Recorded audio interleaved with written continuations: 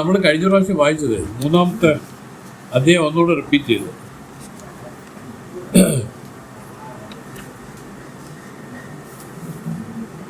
അത് മനസ്സിലായോ ചേച്ചി എന്ന് വിളിക്കുന്നത് ചേച്ചി മാത്രമല്ല എല്ലാവരെയും. ചേച്ചി എന്നൊരു വാക്ക് ഇങ്ങനെ വരണതാണ്.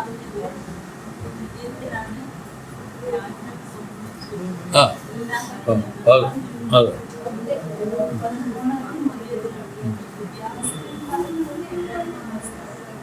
അതൊരവസ്ഥയാണ്.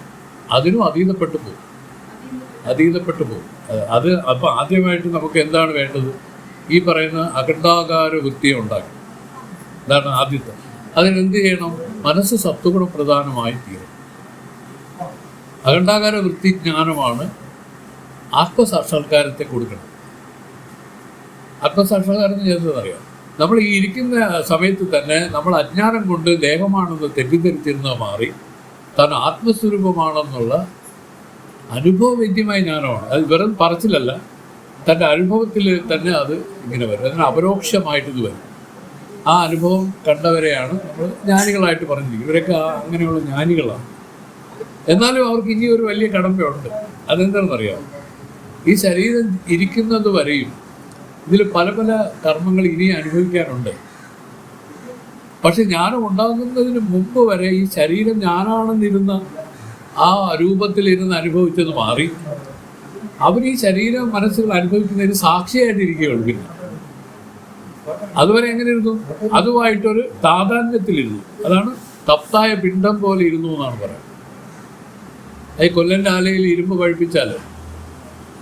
പഴുപ്പിച്ച ഇരുമ്പിൽ അഗ്നി ചേർന്ന് നിൽക്കുന്ന ആ സ്വരൂപത്തിൽ അഗ്നി ഏത് ഇരുമ്പ് ഏതെന്ന് തിരിച്ചറിയാക്കാതെ നിൽക്കുന്ന ഒരു നിലയാണ് ഈ അജ്ഞാനം. നമ്മളൊക്കെ ആ അജ്ഞാനത്തിൽ ഇരിക്കുന്നവരാണ്. ഇവർക്ക് അങ്ങനെയല്ല. ഇതിലിരുന്ന് അഗ്നിയും ഇതുമായിട്ട് പിരിഞ്ഞു കഴിഞ്ഞു. തപ്തായ പിണ്ഡം എന്നുള്ള നില വിട്ടിട്ട് ഇത് സ്വതന്ത്രമായി അങ്ങനെ നിൽക്കുന്നവരാണ്. ഇതൊരു അനുഭവമാണ്. ഈ അനുഭവം നമ്മുടെ ഉള്ളിൽ തെളിഞ്ഞ് കാണണമെങ്കിൽ എന്ത് വേണം? മനസ്സ് ആദ്യം ശാന്തമാവും. മനസ്സ് ശാന്തമായി മനസ്സ് ഏകാഗ്രമാവും.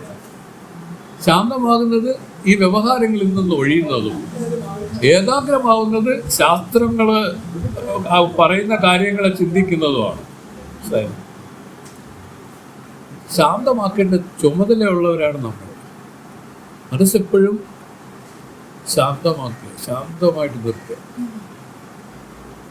നമുക്ക് ശാന്തമാക്കാൻ ഒക്കില്ല. അതുകൊണ്ടാണ് ഇങ്ങനെ ശാന്തമാക്കി നിർത്താൻ പറഞ്ഞത്. കാരണം വ്യവഹരിക്കുക എന്ന് പറഞ്ഞ അർത്ഥം മക്കള്, വീട്, പറമ്പ്, അത് ഇത് ചപ്പ് ചവറ് എന്തെല്ലാം ഇപ്പം തന്നെ ഏതോ ഒരു ലോകത്തിൽ എവിടെയോ നടക്കുന്ന ഒരു യുദ്ധം വരെ നമ്മളെ ബാധിക്കുന്നില്ലേ? അപ്പോൾ മനസ്സെപ്പോഴും ഓരോ കാര്യങ്ങളിൽ ഇങ്ങനെ വ്യാപരിച്ച് ഇങ്ങനെ മനസ്സ് രാഗദ്വേഷങ്ങളെ ഉണ്ടാക്കിക്കൊണ്ട് നിൽക്കും. ഇപ്പോൾ വ്യവഹരിപ്പിക്കുന്നുണ്ടാവും. എന്താണ് സംഭവിക്കുന്നത്? മനസ്സിനെ ചലിപ്പിക്കുകയാണ്. മനസ്സിനെ വേവറിയിപ്പിക്കുകയാണ്. അതുകൊണ്ട് എന്ത് പറ്റി? ഈ സത്വഗുണ പ്രധാനമായി മനസ്സ് ഒരിക്കലും വരാൻ പോണില്ല ആരെയും. എന്നാൽ ഇവിടെയോ മനസ്സിനെ സത്വഗുണ പ്രധാനമാക്കി നിർത്തണം. അതാണ് അഭ്യാസം. അതിനുവേണ്ടി അവർ പറഞ്ഞ സൂത്രം എന്ന് പറഞ്ഞു, ഈ പ്രപഞ്ചം വാസ്തവത്തിൽ ഈ അറിവിൽ തോന്നിയ ഒരു അധ്യാസം. എങ്ങനെയാണ് തോന്നിയിരിക്കുന്നത്? കയറിൽ പാമ്പ് തോന്നിയ പോലെ, മരുഭൂമി ജലം തോന്നിയ പോലെ, താണുവിൽ പുരുഷന് തോന്നിയ പോലെ, ഇങ്ങനെ ഒരു 8 ഉദാഹരണങ്ങളെ കൊണ്ടാണ് വേദം ഈ ഭാഗത്തെ വർണ്ണിച്ചിരിക്കുന്നത്. ഇല്ലാത്ത മുയൽക്കൊമ്പിനെ ചൊല്ലി ഒരു കഥ പറയുന്നത് ഇങ്ങനെയാണ്. ഒരാൾ ഗന്ധർവ നഗരത്തിൽ പോയി മുത്തുച്ചിപ്പി വാരിയപ്പോൾ അവരുടെ ഇടയിൽ കലഹമുണ്ടായപ്പോൾ എന്താണ് ചെയ്തത്? ഒരാൾ ഒരു മുയൽക്കൊമ്പ് ഊരിയെടുത്ത് മറ്റേയാളിനെ കുത്തി 2 പേര് ചത്തു എന്നൊരു കഥ. ഈ കഥ വിശ്വസിക്കുമല്ല, ആരെങ്കിലും വിശ്വസിക്കും. അപ്പോൾ ചിന്മയാനന്ദ സ്വാമി ഇതിനെ ഒരു എക്സ്പ്ലനേഷൻ കൊടുത്താൽ പറഞ്ഞത്. അപ്പോൾ മുത്തുച്ചിപ്പി വാരി എന്ന് പറയുന്നത് വരെ എങ്ങനെയെന്ന് വെച്ചാൽ അത് ചുമ്മാ കിട്ടിയതല്ലേ, 2 പേരും തുല്യമായി പകുത്തെടുത്തെങ്കിൽ ഈ പ്രശ്നം വരില്ലായിരുന്നു എന്ന് ഒരു കൂട്ടർ. രണ്ടാമത്തെ കൂട്ടർ ഈ കലയിക്കുന്നതൊക്കെ കാര്യം എന്തോന്നു എന്ന് പറഞ്ഞ് വേറൊരു കൂട്ടർ. ഇനി ഒരു കൂട്ടർ സ്വാമി പറയുന്നത് ഇതാണ്, കുത്തിയത് ചിലപ്പോൾ മർമ്മത്തിലായിരിക്കും, അതാണ് അതിൽ ചത്തുപോയി. ഇങ്ങനെ പറയണതല്ലാതെ അങ്ങനെ ഒരു ഗന്ധർവ നഗരവും ഇല്ല, അങ്ങനെ ഒരു മുത്തുച്ചിപ്പിയില്ല, മുയലിന് കൊമ്പില്ല, ഗന്ധർവ നഗരമൊന്നൊന്നുമില്ല. ഇങ്ങനെ ഒന്നും ഇല്ലാത്ത കാര്യങ്ങളെയാണ് പറഞ്ഞിരിക്കുന്നതെന്ന് ഉള്ള വിചാരത്തിൽ ഇതിൽ വ്യവഹാരം മറ്റാരിരിക്കും? അറിവുള്ളവനിരിക്കും. അതാണ് ഞാനീ പറ്റി പറഞ്ഞത്. ഇല്ലാത്ത മിഥ്യാ കാര്യങ്ങളെ പറഞ്ഞ് ഇതിൽ വ്യവഹാരം ഉണ്ടായ കാര്യങ്ങളെ സമയം പറയുന്നത് ഇങ്ങനെയാണ്.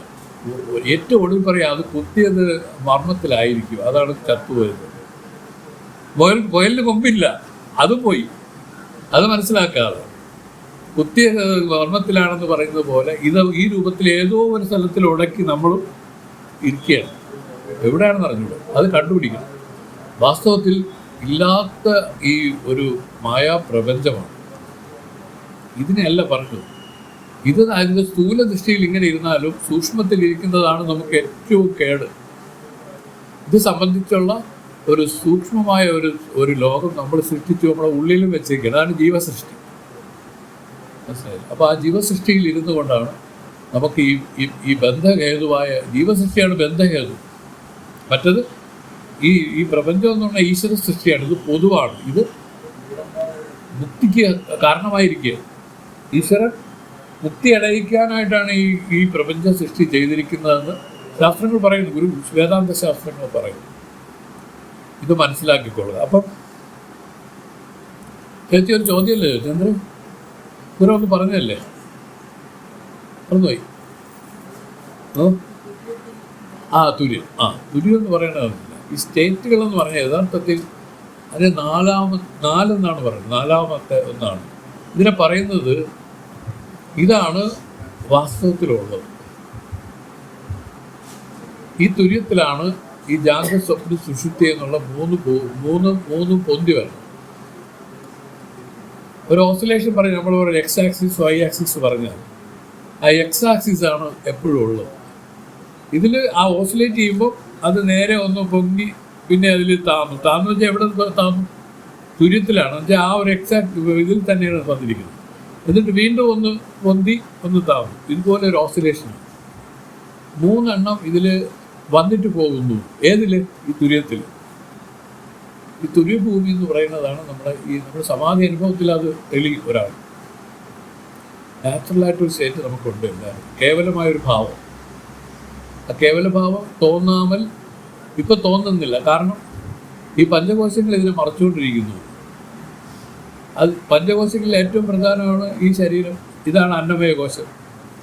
പിന്നെ ഇതിൻ്റെ ഉള്ളിൽ പ്രാണമയകോശം, അതിൻ്റെ ഉള്ളിൽ മനോമയകോശം, അതിൻ്റെ ഉള്ളിൽ വിജ്ഞാനമയകോശം, അതിൻ്റെ ഉള്ളിൽ ആനന്ദമയകോശം. ഇങ്ങനെ 5 കോശങ്ങൾ ആത്മാവിനെ മറയ്ക്കുന്ന ഉറകളാണ്. അതാണ് ഈ ഒരു കവചമാണ് ആത്മാവിന് ഉറയായിട്ടിരിക്കുന്നത്. പിന്നെ നമ്മൾ പറഞ്ഞു, ഇത് ഉറയെന്ന് പറഞ്ഞാലും ഇത് വികാരങ്ങളെയാണ് പറഞ്ഞത്. മനസ്സിൻ്റെ വികാരങ്ങൾ തന്നെയാണ് ഈ ഉറയായിട്ട് പറഞ്ഞത്. വികാരങ്ങൾ അപ്പോഴാണ് ഈ മനസ്സിനെ ചലിപ്പിക്കും. നമുക്കറിയാം, ശുദ്ധമായൊരു തടാകം അതിൻ്റെ അടിത്തട്ട് കാണണമെങ്കിൽ ജലം ചലിച്ചാൽ കാണാൻ പറ്റുമോ? ഇല്ല.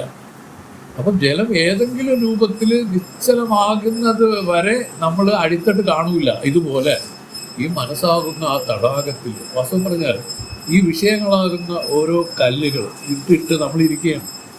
ഇതെപ്പോഴും ഒരു ഓസിലേഷൻ സംഭവിച്ചാൽ അതൊന്ന് കെട്ടടങ്ങി വരെ എത്ര സമയം എടുക്കുമെന്നാണ് പറയുന്നത്. പക്ഷെ അതിന് മുമ്പ് അടുത്ത കല്ല് ഇട്ട് കഴിഞ്ഞു. ഇങ്ങനെ എപ്പോൾ നോക്കിയാലും മനസ്സ് ഇങ്ങനെ ചലിച്ചുകൊണ്ടിരിക്കുന്നത് കൊണ്ട് പരമാർത്ഥത്തെ ഗ്രഹിക്കാൻ ഒരാൾക്ക് കഴിയുന്നില്ല. ഇത് വെച്ച് പരമാർത്ഥം ഇല്ലെന്നല്ലല്ലോ. പരമാർത്ഥം ഗ്രഹിക്കാനുള്ള ആ ഒരു എന്താ പറയുക, ഒരു ഇത് വരുന്നില്ല, അതിൻ്റെ ഒരു അവസ്ഥ വരുന്നില്ല. ഒരു വേദം പറഞ്ഞു, ഈ മനസ്സിനെ ശുദ്ധമാക്കൂ എന്ന് പറഞ്ഞു. അതിന് ഈ പറയുന്ന വിഷയങ്ങളാണ് പോലും ഇതിൻ്റെ വിഷയാകാര വൃത്തിയാണ് മനസ്സിൻ്റെ അശുദ്ധി. ആ വിഷയാകാര വൃത്തികൾ എങ്ങനെയാണ് ഉണ്ടാവുന്നത് അതും പറഞ്ഞു തന്നു. ഇപ്പം സത്യം പറഞ്ഞാൽ നിങ്ങളെല്ലാവരും എനിക്ക് നിരുപദ്രവകാരികളാണ്. അതുകൊണ്ട് അതിൻ്റെ അർത്ഥം നിങ്ങളൊന്നും എന്നെ ബാധിക്കുന്നില്ല. എന്നെ സംബന്ധിച്ച് എനിക്ക് ഒരു ദുഃഖത്തിന് നിങ്ങളാരും കാര്യമില്ല. പക്ഷേ ഇതിൻ്റെ ഇടയിലിരുന്ന് എന്തെങ്കിലും ഒരു അഹിതമായ ഒരു കാര്യം ഉണ്ടാവുമ്പോൾ അത് എന്നെ ബാധിക്കും. അതെങ്ങനെ ബാധിക്കും? നിങ്ങൾ മുഖാന്തരമാണെങ്കിലും നിങ്ങളാണെന്നുള്ള വിചാരത്തിൽ നിങ്ങളോടാണ് എനിക്ക് വിരോധം വരുന്നത്. സത്യത്തിൽ അങ്ങനെയല്ല വരേണ്ടത്. നിങ്ങളിൽ വന്ന ആ ഒരിത് സത്യത്തിൽ എൻ്റെ ഒരു മിസ്റ്റേക്ക് കൊണ്ടാണ് സംഭവിച്ചത്. കാരണം അത് എന്താണെന്ന് വേദം പറഞ്ഞു. എന്താണ്? ഞാനെന്നുള്ള ആ അഹങ്കാരത്തിലിരുന്ന് ഒരു അപമാനം. അപ്പം എന്നെ അയാൾ അങ്ങനെ പറയാറാകും. മനസ്സിലായില്ല? അങ്ങനെയൊക്കെയല്ലേ തോന്നണം. ഒന്നുമില്ലെങ്കിൽ ഞാൻ അയാൾ സുപ്പീരിയർ ഓഫീസറല്ലേ, എന്നാലും അവൻ എൻ്റെ പറഞ്ഞല്ലോ. ഇങ്ങനെ ഈ രൂപത്തിൽ ഈ ചിന്തകളാണ് ഇത്. വസ്തുത്തിൽ ഈ ഓസിലേഷൻ എന്ന് പറഞ്ഞാൽ ഈ ചിന്തകളാണ്. ഈ ചിന്തകൾ നിൽക്കുമോ? അതിനെ നിർത്താനുള്ള ഉപായം നമ്മൾ പിന്നെ കണ്ടുപിടിക്കും. എന്താണ്? ശരി, വരട്ടെ, വെച്ചിട്ടുണ്ട്, ഞാൻ നോക്കിക്കോ, നമുക്കൊരവസരം വരും. ഇല്ല, ഇങ്ങനെയൊക്കെ ഏതെങ്കിലും ഒരു രൂപത്തിൽ നമ്മളതിനെ നിർത്തുകയാണ്. ഇങ്ങനെ തടയുന്നത് കൊണ്ട് ഒരിക്കലും ഇത് നശിക്കുന്നില്ല. മറിച്ച് ആ ഈശ്വരനെ വിട്ടിട്ട് ഇതിനെപ്പറ്റി നല്ലപോലെ ചിന്തിച്ചാൽ അവർ പറയും നമ്മുടെ ഒരു മിസ്റ്റേക്കാണ്, വാസനാഗതമായി എഴുതിയ ഒരു ഇതിലിരുന്ന് നമ്മൾ പ്രവർത്തിച്ചതാണ്. സത്യം പറഞ്ഞാൽ അത് മനസ്സാണ് ചെയ്തത്. അതുകൊണ്ടാണ് മനസ്സിനെ ഇതിൽ നിന്ന് മാറ്റിക്കളയാൻ പറഞ്ഞത്. മനമലർ കൊയ്തു മഹേശ പൂജ ചെയ്യും മനുജനു മറ്റൊരു വേല ചെയ്തിടേണ്ട. മനമലർ കൊയ്ത് മഹേശ പൂജൻ്റെ തൻ്റെ വൃത്തികളെ ആ മഹേശ്വരൻ്റെ പാദത്തിൽ ഇങ്ങനെ അർപ്പിച്ചുകൊണ്ടിരിക്കുക എന്ന് വെച്ചാൽ അർത്ഥം, ഇപ്പോൾ ചേച്ചിയിൽ നിന്നുണ്ടായ ഒരു അഹിതം ആ ചേച്ചിയിലൂടെ അല്ല തീർക്കണം, ആ മഹേശ്വരൻ്റെ പാദത്തിലാണ് ഇത് അർച്ചിച്ച് കളയണം. എന്നുവെച്ചാൽ ഇതിനെ അങ്ങ് വിസ്മരിച്ച് കളയാച്ചോ. ചിന്താന സ്വാമി എപ്പോഴും പറയണ ഇതാണ്, യു ഫോർഗെറ്റ് ഇറ്റ് എന്നാണ്. അതിന് ഓർമ്മിക്കല്ലേ, ഓർമ്മിക്കുന്ന മനസ്സല്ലേ. മനസ്സിനെ കൊണ്ടുവരണ്ടെന്ന് പറഞ്ഞതിൻ്റെ അർത്ഥം അതിനെ ഓർമ്മിക്കാതിരിക്കുക എന്നുള്ളതാണ്. ഇതാണ് അതിൻ്റെ അർത്ഥം. അല്ലാതെ ഇതിനെ കൊല്ലാൻ പറ്റില്ല. ഇതിനെ എത്രത്തോളം നമ്മൾ മനസ്സിലിട്ട് അനുസന്ധാനം ചെയ്യുന്നു അത്രയും ഇത് തഴച്ച് വളർന്ന് നമുക്ക് തന്നെ ഒരു വലിയ ഇതായിട്ട് മാറും. അതേസമയം ഇതിനെ മറന്നു കളഞ്ഞ ഒരു പറയുന്നു, ഇതിനെപ്പറ്റി ഓർമ്മിക്കാതിരുന്നാൽ സുഷുപ്തിയിൽ എന്തിനാണ് വ്യത്യാസം? എല്ലാവരും ശാന്തത അനുഭവിക്കുന്നതിൻ്റെ കാരണം എന്താണ്? അതിനെപ്പറ്റി ചിന്തിക്കാനുള്ള മനസ്സവിടെ ഇല്ല. ഇതാണ് ഇതിൻ്റെ സൂത്രം. വേദം അങ്ങനെ തന്നെ പറഞ്ഞു. ചിന്ന സമയം ആ വേദത്തിൻ്റെ കരുത്തുകളാണ് പറയണത്. പറഞ്ഞത് ഒരു പദ്യമുണ്ട്, അത് ഇത് തന്നെ ഫർഗറ്റ് ഇറ്റ് എന്നുള്ളത്. അത് മറന്നു കളയാ, അതിനെപ്പറ്റി സ്മരിക്കേണ്ട എന്നുള്ള രൂപത്തിൽ ഈ ലോകവിഷയങ്ങൾ എത്ര വലിയ പ്രശ്നങ്ങളാണെങ്കിലും അതിനെ മറന്നു കളയാനാണ് അവർ പറയുന്നത്. അതുവഴി ഇത് കുറച്ചൊന്നും ഇത് കഴിഞ്ഞാൽ പിന്നെ ഇതിന് വലിയ പ്രബലത ഇല്ല. വലിയ മനോവൃത്തികൾ ശക്തിയായതാണെങ്കിലും കാമക്രോധം ലോപം മോഹമൊക്കെ ഉണ്ടല്ലോ, ശക്തിയായി വന്നാലും ആ തൽക്കാലമായിട്ടെങ്കിലും ആ ഈശ്വരനാമം പറഞ്ഞോ തത്വവിചാരം ചെയ്തോ വേറെ ഏതെങ്കിലും ഉപായത്തിലോ ഇതിനെ ഒന്ന് പോസ്റ്റ്പോൺ ചെയ്താൽ ഇതിന് പിന്നെ പ്രവൃത്തിയില്ല, പട്ടുപോകുന്നതാണ്. ആരോ പറയുന്നതായിട്ട് നമ്മുടെ ബാക്ടീരിയ, ഉള്ളിലുള്ള ബാക്ടീരിയസ് പിന്നെ ആണല്ലോ ഈ കാലിലും കയ്യിലൊക്കെ വരുന്ന ചില കാര്യങ്ങൾ. അതിന് അവർ പറയണതെന്ന് വെച്ചാൽ രാത്രി ഭക്ഷണം കഴിക്കുന്നത് 5 മണിക്ക് മുമ്പേ കഴിച്ചാൽ പിന്നീട് രാവിലെ എഴുക്കുമ്പോഴത്തേനും ഇത് കുറഞ്ഞു വരും. കാരണം എന്താണെന്നറിയാമോ? ഈ രാത്രി പ്രവർത്തിക്കുന്ന ഈ ബാക്ടീരിയസ് ചത്തുപോകുന്നതാണ്. അതിനെ ഇതുപോലെ തന്നെ, കാരണം ഇതിനെ കുറച്ച് എക്സ്റ്റെൻഡ് ചെയ്ത് ഇത് ചത്തുപോകും. വേദം പറയുന്നത് ഇതിനെ വിസ്മരിക്കൂ, ലോകതത്വങ്ങളെ വിമർശിക്കുകയും വേണം, അതുപോലെ ഇതിൽ നിന്നുണ്ടാവുന്ന ഇതുപോലുള്ള വിഷമങ്ങളെ വിസ്മരിക്കുകയും വേണം. അല്ല വേറെ ഒന്നുമില്ല. ഭഗവാന്റെ പാദത്തിൽ ചേർക്കാൻ പറഞ്ഞതിൻ്റെ അർത്ഥം തന്നെ ഇതിനെ അനുസന്ധാനം ചെയ്ത് ഇതിനെ ബലപ്പിക്കാതിരിക്കാൻ വേണ്ടിയാണ് പറഞ്ഞ ഇതാണ്. ഈ തുര്യത്തിലാണ് ഈ ജാഗ്രത സ്വപ്നം സൃഷ്ടിക്കുന്ന 3 ഭൂമി പൊന്തി വരുന്നത്. എന്തുകൊണ്ടാണ് ഇത് വിദ്യ എന്ന് പറയുന്നത്? കാരണം ഇതിനൊരു സ്ഥായിയായ ഒരു നിലനിൽപ്പില്ല. അപ്പം നിലനിൽപ്പില്ലാതെ ഇത് വരുന്നു പോകുന്നു, സമുദ്രത്തിൽ തിരയുണ്ടാവുന്നു ഇല്ലാതാവുന്നു എന്ന് പറയുമ്പോൾ, പക്ഷേ യഥാർത്ഥത്തിൽ ഇത് നോക്കിക്കഴിഞ്ഞാൽ, ഇതിനെ ശ്രദ്ധിച്ചാൽ ഇത് ആ തുര്യം തന്നെയാണ്. കാരണം അത് തന്നെയാണ് ഓസിലേറ്റ് ചെയ്യുന്നത്. സമുദ്രത്തിലെ തിരയും പതയൊക്കെ ശ്രദ്ധിച്ചാൽ സമുദ്രം ഒന്ന് കാണുന്നത് പോലെ അതിന് ശ്രദ്ധിക്കാൻ പറഞ്ഞു. ഇത് ആർക്ക് എന്ന് നോക്കുന്ന ആ ഒരു ശ്രദ്ധയിൽ, അതാണ് ഏകാഗ്രത. അപ്പോൾ മറ്റത് കെട്ടടങ്ങി. ഏത് ലോകവിഷയങ്ങളുടെ കാര്യം കെട്ടടങ്ങി. ഇനി അതിന് വേണ്ടതെന്ന് വെച്ചാൽ ഏകാഗ്രമായിട്ട് അതിനെ ചിന്തിക്കുകയാണ്. ആ ചിന്തിച്ച് കഴിയുമ്പോൾ സ്വാഭാവികമായിട്ട് നമ്മുടെ ഉള്ളിൽ തന്നെ ആ ശക്തി ഇരിക്കുകയാണ്. പുതിയതായിട്ട് വരണമല്ല. നമുക്കിപ്പോൾ അതാണ് നമ്മൾ കെടുത്തി വെച്ചിരിക്കുന്നത്. നമ്മുടെ ആ പ്രത്യേകതകളെ നമ്മൾ തന്നെ കെടുത്തി വെച്ചിരിക്കുകയാണ്. നിസ്സാരമായി ലോകകാര്യങ്ങൾ വിചാരിച്ചു. ഇതിന് എത്രത്തോളം പ്രാധാന്യം കൊടുക്കേണ്ട കാര്യം എന്താ? ഇത് ആർക്കെങ്കിലും അതിനാണ് പറഞ്ഞത്. നീ ഇതിൻ്റെ ഒരു രാജാവിനെ വെച്ച് ഉദാഹരിക്കുകയാണ് വേദം. രാജാവിന് സ്വത്തുണ്ട്, പണമുണ്ട്, എല്ലാം ഉണ്ട്, സൗഭാഗ്യങ്ങളെല്ലാം ഉള്ള ആളാണ് രാജാവ്. ഈ രാജാവും ദർബാർ ഹാളിൽ പിന്നെ ഒരു വിനോദങ്ങളിലൊക്കെ ഏർപ്പെട്ടതിന് ശേഷം ഉറങ്ങാൻ പോയി. ഉറങ്ങിയിട്ട് പിറ്റേ ദിവസം വന്ന് വൈകി കണ്ട മന്ത്രി ചോദിച്ചു, അങ്ങിന്ന് ഒരുപാട് ലേറ്റാണല്ലോ, എന്ത് പറ്റി?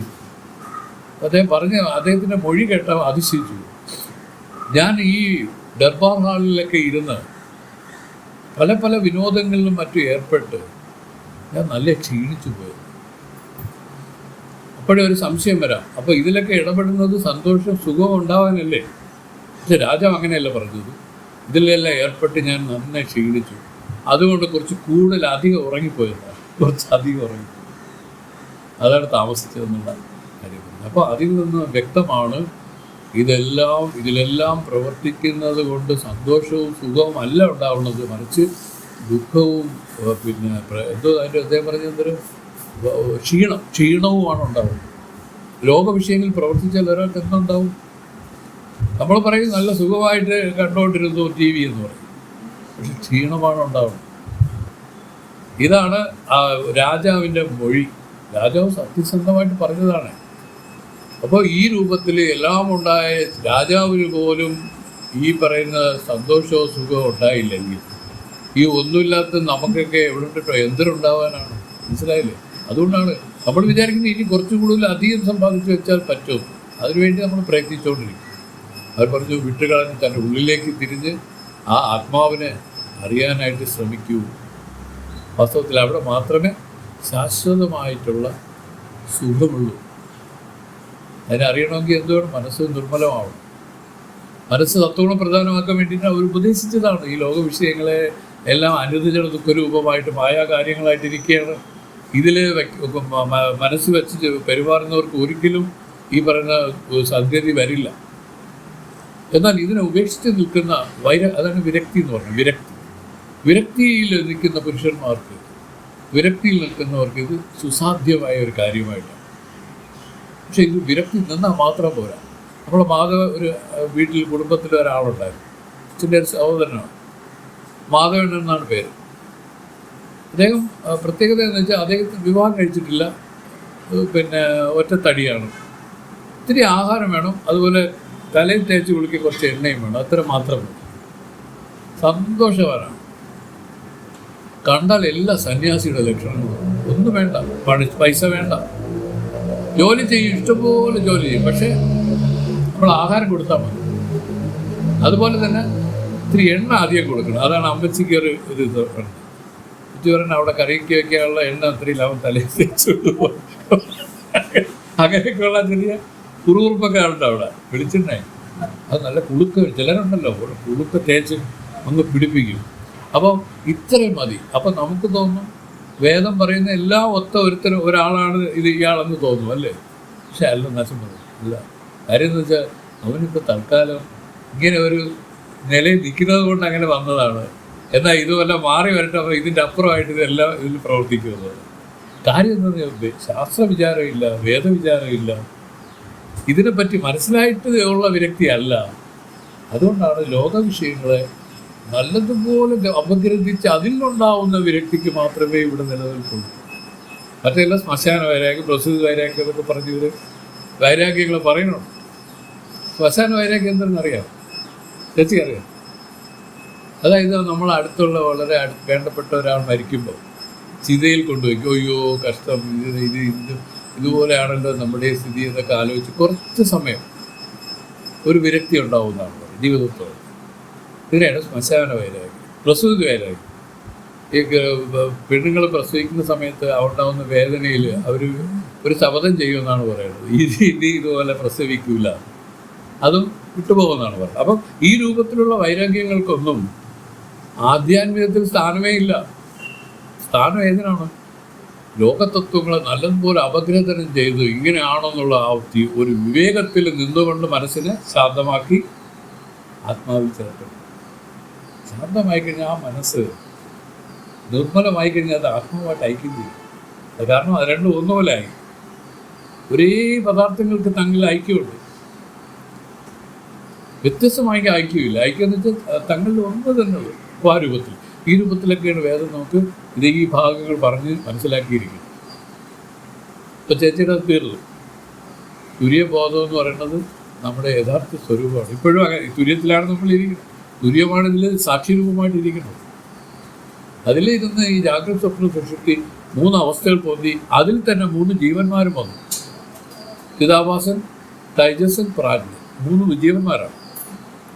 ഈ 3 ജീവന്മാരുടേതാണ് ഈ പറയുന്ന ജീവൻ്റേതാണ് ഈ ജാഗ്ര അവസ്ഥയിലുള്ള എല്ലാം. അയാളുള്ളതാണ്. പുള്ളിയുടെ അഭാവത്തിൽ ഇതില്ല, ഈ ലോകമേ ഇല്ല. ഇതൊക്കെ പറയുന്നത് കൊണ്ട് എന്താണ് മനസ്സിലാക്കാനുള്ളത്? വിവേകം. ആ വിവേകത്തോട് നിന്ന് ഇതിനോട് നമ്മൾ പുലർത്തിയിരുന്ന ആ സമീപനങ്ങളിൽ മാറ്റം വരുത്തണം. ഇത് ഒന്നും കണ്ട് നമ്മൾ പതറാത്തവരും ആയി മാറണം. മനസ്സിനെ ഇളക്കുന്ന സ്വഭാവം നമ്മൾ മാറ്റിയാൽ മതി, വേറെ ഒന്നുമില്ല. വേണമെങ്കിൽ അഭിനയിക്കുകയൊക്കെ ചെയ്യാം. ആളുകൾ കൂടെ അയ്യോ കഷ്ടമായിപ്പോൾ എന്നൊക്കെ പറയും. മഹത്തുക്കളോ അങ്ങനെയാണ്. ഒരിക്കൽ ഒരു സ്വാമി അങ്ങനെ നടന്നു വരികയായിരുന്നു. നടന്നു വരുന്ന സമയത്ത് ഒരു മരണം, അവിടെ ഒരു മരണം. അപ്പോൾ അദ്ദേഹം വന്ന് അത് കണ്ടിട്ട് അവരെല്ലാം കരയുമ്പോൾ ഇദ്ദേഹം കരയുന്നു. കരഞ്ഞ് നിൽക്കണം. പക്ഷെ കരച്ചു നിർത്തുന്നില്ല. ഒടുവിൽ അവരെല്ലാം കൊണ്ട് അടക്കി, ജഡത്തിനെ കൊണ്ട് അടക്കി എല്ലാം ചെയ്ത് അവരെല്ലാം സന്തോഷമായി മാറി. എന്നിട്ട് സ്വാമി കരഞ്ഞുകൊണ്ടിരിക്കും. അപ്പോൾ സ്വാമിയോട് ചോദിച്ചു, നിങ്ങളെന്താ ഇത്ര കരയണമെന്ന് ചോദിച്ചു. അല്ല, എല്ലാവരും കരയണുണ്ടപ്പോൾ എനിക്ക് കരയാൻ തോന്നി. എനിക്ക് കരയണം എന്ന് വെച്ചാൽ ഇതൊന്നും അർത്ഥമില്ലാത്തൊരു കരച്ചിലാണ്. ഇതൊക്കെ മനസ്സിലാക്കണം. അത് സ്വാമി പറഞ്ഞു കൊടുത്ത് അതിന് തക്കതായ എന്തെങ്കിലും ഉണ്ടോ? ലോകത്തൊന്നുമില്ല. എല്ലാവരും മരിച്ചു പോകുന്നുള്ളത് ഒരു ശാശ്വത സത്യമാണ്. പിന്നെ ഇതിപ്പോൾ നാളെ മരിക്കുന്ന ഞാനാണ് ഇന്ന് മരിച്ച മറ്റേ ആളിന് കരയണം അല്ലേ? വാസ്തവത്തിൽ ഒന്നുമല്ല. ഇത് മനസ്സിലാക്കേണ്ട കാര്യം, മനസ്സിനെ ഏത് വിധത്തിലായാലും ഇളക്കാൻ പാടില്ല. മനസ്സിനെ നിശ്ചലമാക്കി നിലനിന്നത്. ഇതിനെയാണ് നിഷ്ഠയെന്ന് പറയുന്നത്. നിങ്ങൾക്കൊക്കെ ഉണ്ടത്, താരയ്ക്കൊക്കെ ഉണ്ടത്. കാരണം അത് കാണുമ്പോൾ തന്നെ അറിയാം, ഒരു പ്രത്യേക നിലയാണ്. അപ്പോൾ ആ ഒരു നില ഇങ്ങനെ പ്രാക്ടീസ് ചെയ്ത് മുമ്പോട്ട് പോവുക. പക്ഷേ ഒരു കാര്യം മനസ്സിലാക്കണം, നല്ലതുപോലെ ശ്രുതി താല്പര്യങ്ങൾ അറിഞ്ഞിരിക്കണം. ശ്രുതിയുടെ താല്പര്യം ഇല്ലാതെ മാധവണ്ണം നിന്ന പോലെ നിന്നിട്ട് കാര്യമില്ല. അതാണ് ഞങ്ങളുടെ അടുത്ത് സ്വാമി പറഞ്ഞത്. ഇതെല്ലാം ഉണ്ട്, പക്ഷെ ഒന്നും അറിഞ്ഞൂടാ. ഇതിനെപ്പറ്റി എന്താണ് ഏതാണ് ഒരു പിടിയില്ല. ആ പടെ കല്യാണം കഴിച്ചിട്ടില്ല, പിള്ളേരില്ല, പൈസയ്ക്ക് ആഗ്രഹമില്ല, പലതുമില്ല. പല കാര്യങ്ങളിലും ഒരു വിരക്തൻ്റെ എല്ലാ ലക്ഷണങ്ങളും ഉള്ള രൂപത്തിലാണ് മാധവണ്ണം നിന്നത്. പക്ഷേ അച്ഛൻ പറഞ്ഞു, ഇതൊരു മൂഢതയാണ്. ഇതിലൊന്നുമില്ല. അവന് ആ താല്പര്യം, ഇതിൻ്റെ കാര്യം മനസ്സിലായിട്ടില്ല. അതാണ് അങ്ങനെ ആയിപ്പോയത്. അങ്ങനെയുള്ള ഒരു വിരക്തിയല്ല വേണ്ടത്. എല്ലാം മനസ്സിലാക്കിക്കൊണ്ട് ജീവിതം എന്ന് പറയുന്നത് ഇതിനെ മനസ്സിലാക്കാൻ വേണ്ടി ഈശ്വരൻ ഉണ്ടാക്കി വെച്ചിരിക്കുന്ന ഒരു കാര്യം മാത്രമാണ്. ഇതിലപ്പുറം ഒന്നുമില്ല എന്നുള്ളതാണ് വലിയ മഹത്തുക്കളിൽ നിന്ന് നാം മനസ്സിലാക്കി വെച്ചിരിക്കുന്നത്. പിന്നെ ഉള്ളതെല്ലാം വെറും സങ്കല്പങ്ങളാണ്.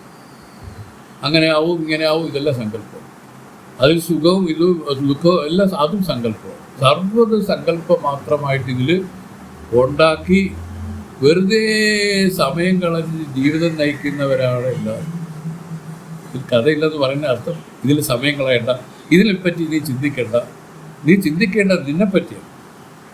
നിന്നെ എങ്ങനെ അറിയാം? ശുദ്ധിശാസ്ത്രങ്ങൾ, വേദാന്ത ശാസ്ത്രങ്ങൾ പറയുന്നത് വെച്ചുകൊണ്ട് നീ അവലോകനം ചെയ്യണം.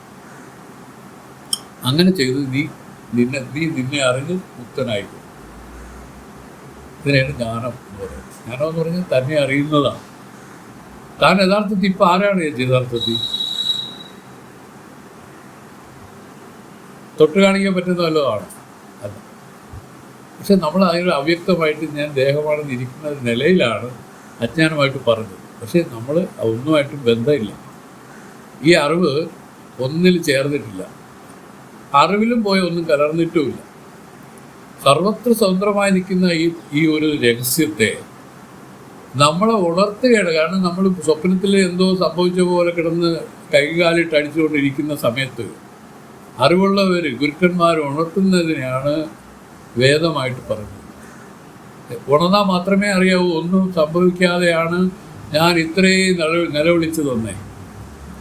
ഞാൻ നിലവിളിക്കേണ്ട വല്ല കാര്യമുണ്ടോ? ഒന്നുമില്ല. പക്ഷെ ഇതറിയണമെങ്കിൽ ഉണരണം. അങ്ങനെ കിടന്നുകൊണ്ടാണ് സ്വപ്നത്തിൽ കിടന്നുകൊണ്ട് മാത്രം സ്വപ്നത്തിൽ നടന്നതൊക്കെ വിദ്യയാണെന്നൊന്നും ആർക്കും അറിയാക്കില്ല. അതിൽ നിന്ന് ഉണരണം. ഈ ഉണർത്തി ആരാണ് ചെയ്യുന്നത്? ഈ വേദാന്ത ശാസ്ത്രങ്ങൾ. അതിലൂടെ ഇങ്ങനെ ഒറ്റയടിക്കൊന്നും വരില്ല താരം ഇതൊന്നും. പക്ഷേ ഇത് പതുക്കെ നിരന്തരമായിട്ട് ഇതുമായിട്ട് നമ്മുടെ മനസ്സിനെ അതിൽ ട്യൂൺ ചെയ്യണം. അതുമായിട്ട് ബന്ധപ്പെട്ട് ഇങ്ങനെ നിന്നാൽ ഇഷ്ടം പോലെ അരുളുകൾ ഇതിൽ നിന്നും ഉണ്ടാകുന്നു. നൂതനമായ ആശയങ്ങളാണ് എല്ലാം. സർവ്വതും ഇതിനു വേണ്ടിയാണ് ചമച്ചിരിക്കുന്നതെന്ന് ബോധ്യപ്പെടും. ആ ഒന്നിനെ കുറ്റം പറയാൻ തോന്നില്ല. മനസ്സും ശാന്തമായി മനുഷ്യനാകും. ആദ്യം മനുഷ്യനാവേണ്ടി ചെയ്യും. എല്ലാവരോടും സഹജീവികളോട് കാരുണ്യം, ദയ, സ്നേഹം. അതെങ്ങനെ? ഉപാധിരഹിതമായിട്ട്. മറ്റേ അങ്ങനെയല്ല അവന് സഹായിച്ചാൽ എനിക്ക് ഇങ്ങനെയുള്ള ലാഭം കിട്ടും, അല്ല അങ്ങനെ ചെയ്താൽ ഇങ്ങനെ കിട്ടും എന്നുള്ള ഒരു രൂപത്തിലല്ല. അത് സ്നേഹം. അതാണ് നമ്മുടെ ശരിക്കുള്ള ആത്മാവിൻ്റെ പ്രകൃതമാണ് ആ സ്നേഹം. അതായത് എന്തു പറയാം, സ്നേഹത്തിന് പേര് പറയും. അതിനെയാണ് സ്നേഹം എന്ന് പറയുന്നത്. മറ്റൊന്നും സ്നേഹമല്ല. അതിലെ ഉപാധി സംബന്ധിച്ചുള്ള വേറെ എന്തോ വികാരങ്ങളാണ്. മകനോട് സ്നേഹമല്ല, ഭർത്താവിനോട് സ്നേഹമല്ല, ഭാര്യയോട് സ്നേഹമല്ല. ഇതൊന്നും സ്നേഹമല്ല. പക്ഷെ സ്നേഹം എന്ന് പറയുന്നത് നമ്മുടെ യഥാർത്ഥ സ്വരൂപമാണ്. അത് സത്യം പറഞ്ഞാൽ അതൊന്നും വന്നാലുണ്ടല്ലോ, ഇങ്ങനെ ഉള്ളവരാണ് മഹത്തുക്കൾ. ജീവകാരുണ്യം ഉണ്ടാവും, എല്ലാവരോടും സ്നേഹം. സ്വാമിക്കൊക്കെ ലാസ്റ്റിൽ എനിക്ക് നമുക്ക് ബോധ്യപ്പെട്ട ചില കാര്യങ്ങളുണ്ട്. ഒരാളിനെ കൊണ്ടുവന്നപ്പോൾ മുരളിസ്വാമി തന്നെ ഇവിടെ കൊണ്ടുവന്നിട്ട് അദ്ദേഹം ചെയ്തതെന്തെന്നറിയാമോ? നേരെ അങ്ങോട്ട് ബ്രഹ്മവിദ്യ പഠിപ്പിക്കുകയല്ല ചെയ്തത്. ഇയാളുടെ ബാക്ക്ഗ്രൗണ്ട് നോക്കി. ഒരുപാട് കടങ്ങളുണ്ട്, കടങ്ങളും ഒരുപാട് ബാധ്യതകളൊക്കെ ഉണ്ട്. സ്വാമി ചോദിച്ചറിഞ്ഞ് അത് വീട്ടിൽ കൊടുത്തു. ഇതെല്ലാം അവരുടെ രീതി. നമ്മൾ പറഞ്ഞ ഒരു ബ്രഹ്മമാണെന്ന് പറയുന്നത് കൊണ്ട് തീർന്നില്ല. അവിടെ ഒരു എന്തെല്ലാം തരത്തിലാണ് ഇവരെ രക്ഷിക്കാനായിട്ട് ഇറങ്ങിത്തിരിക്കണമെന്ന് ചോദിച്ചാൽ പറഞ്ഞറിയിക്കാൻ പറ്റില്ല. ഇതാണ് സ്നേഹം. ഒരു വല്ലാത്തൊരു സ്നേഹമാണ് ഇത്. നമ്മൾ കൺട്രോളിലല്ല അത് കേട്ടോ. അത് അനുഭവിച്ചറിഞ്ഞവരെല്ലാം മഹാഭാഗ്യവാന്മാർ. അവർക്ക് മാത്രമേ ബ്രഹ്മവിദ്യ കരസ്ഥമാവുകയുള്ളൂ. ബാക്കിയവർക്ക് പറ്റില്ല. ഇവർക്ക് മനസ്സ് ഒരു മുരട്ട് മനസ്സ് നിൽക്കൊന്നും വരില്ലല്ലോ. മനസ്സിനെ ഇളതാക്കി കൊണ്ടുവരാൻ സ്വാമി തന്നെ പറയും. അത് പറഞ്ഞില്ലേ, എന്തോ പറയും? എളിമത്വവും വലിമത്വവും. സ്വാമിയുടെ വാക്കുകൾ. എളിമത്വവും വലിമത്വവും. ദാസോഹം ഗംഭീരോഹം. ദാസോഹം എന്ന് പറഞ്ഞാൽ ഇങ്ങനെ ദാസഭാവത്തിൽ നിൽക്കുന്നില്ല, അത് ഗംഭീരോഹം എന്ന് പറയും. എളിമത്വം എന്തിനാണ്? വലിമത്വം. അതാണ് വാസ്തവത്തിൽ വലുത്. ഇതിനെല്ലാം പറഞ്ഞ് ഞങ്ങളെ ഇങ്ങനെ കൊണ്ടുവന്നതാണ്. കുറച്ച് പേര് ബാബു കല്ലിപ്പെടും. ബാബു സുരേഷ് ഭയങ്കര ഇതിലേക്ക് വലിയ ഇഷ്ടമുള്ളൊരു പയ്യനാണ്. തെളിഞ്ഞു വരും. ഒരു സന്യാസിയാണ് ഞങ്ങളെ കണ്ണിൽ. താമസിയാതെ റിട്ടയർമെൻ്റൊക്കെ ആവുന്ന സമയത്ത് എല്ലാം കൊണ്ടങ്ങ് മാറും. നല്ല രീതിക്ക് കാര്യങ്ങൾ മനസ്സിലാക്കി വെച്ചിരിക്കുകയാണ്. പിന്നെ കുറേയൊക്കെ ഉണ്ടല്ലോ, അത് നമ്മുടെ ജന്മസിദ്ധമായി കുറേ പ്രശ്നങ്ങൾ നമുക്ക് എല്ലാവർക്കും ഉണ്ട്. ആരും ഇതിൽ നിന്നും മുക്തരല്ല. കാലം കൊണ്ടും ഇത് മാറും. കുറേയൊക്കെ കാലം കൊണ്ട് തന്നെ മാറും. തിരുമേനിയോട് പറയുന്നത് കുറച്ചൊക്കെ കാലത്തിന് വിട്ടുകൊടുക്കാം. കാരണം പെട്ടെന്ന് എടുത്തടിച്ചാണ് കാവണ്ട. അതുകൊണ്ട് വലിയ പ്രയോജനമൊന്നുമില്ല. കുറച്ച് സേവനങ്ങൾ ചെയ്യുക. ഇപ്പോൾ തന്നെ തിരുമേനിസ്വാമിക്ക് ആ ജ്ഞാനോദയത്തിന് ശേഷം അദ്ദേഹത്തിൻ്റെ ഗുരു ഉപദേശിച്ച എന്താണെന്നറിയാം. അത് ജ്ഞാനം ഉണ്ടായി. മഹാവാക്യശ്രവണം കൊടുത്ത് മാത്രയിൽ തന്നെ ജ്ഞാനം ഉണ്ടായ ആളാണ് തിരുമേനിസ്വാമി. അതിൽ നിന്ന് ഉപദേശിച്ച ശേഷം അദ്ദേഹത്തിൻ്റെ ഗുരു പറഞ്ഞു, മോനെ എന്നാണ് വിളിക്കുന്നത്. മോനെ, കഴക്കൂട്ട ആശ്രമത്തെ രക്ഷിച്ച് ഗുരുസമർപ്പണം ചെയ്തോളൂ, അതാവട്ടെ കർത്തവ്യം. ഗുരുവിൻ്റെ ആജ്ഞയാണ്. അല്ലെങ്കിൽ അതോടുകൂടി ഇരുന്ന് അങ്ങ് ആള് പോകും, ആൾ പോയി കളയും. ഇനി ഒന്നും നേടാനില്ല സാറേ. നമ്മൾ തൻ്റെ യഥാർത്ഥ കാര്യം അറിഞ്ഞു കഴിഞ്ഞാൽ പിന്നെ നേടാനായിട്ട് ഒന്നും തന്നെ ഇല്ല. പിന്നെ ഉള്ളത് ഗുരുക്കന്മാർ കൊടുക്കുന്നതാണ്. നീ കുറച്ച് ആളുകൾക്ക് രക്ഷകനായിക്കോ പറഞ്ഞില്ലേ? അങ്ങനെയാണ് മഹൽ പുരുഷന്മാരെല്ലാം ഉണ്ടായിരിക്കുന്നത്. ശങ്കരവല്ലഭാദർ അദ്ദേഹത്തിന് ശേഷം പിന്നെ കുറേ കാര്യങ്ങൾ ചെയ്യാനായിട്ടാണ് അദ്ദേഹത്തിന് ആ ജീവിതം പിന്നീട് എക്സ്റ്റെൻഡ് ചെയ്ത് കൊടുത്തത്. എത്ര വയസ്സ് വരെ ഉണ്ടായിരുന്നു പറയണേ? 16 വയസ്സ് വരെ. എത്രയേ ഉണ്ടായിരുന്നുള്ളൂ? 32 വയസ്സ് വരെ അല്ലേ? കഥകൾ കേട്ടാൽ മനസ്സിലാവും.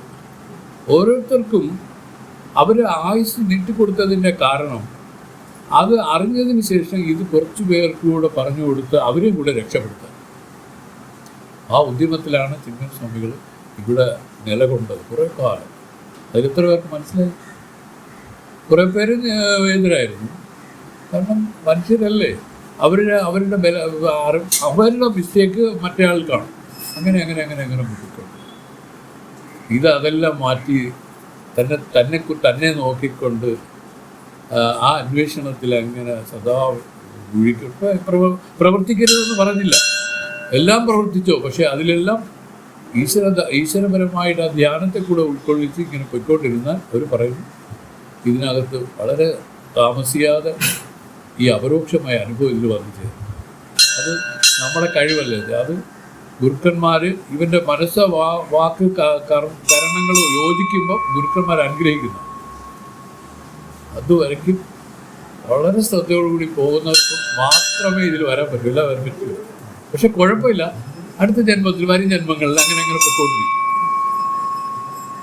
ഓം ദേവാദിദേവ് സർവജ്ഞ സച്ചിദാനന്ദ വിഗ്രഹമാരമണ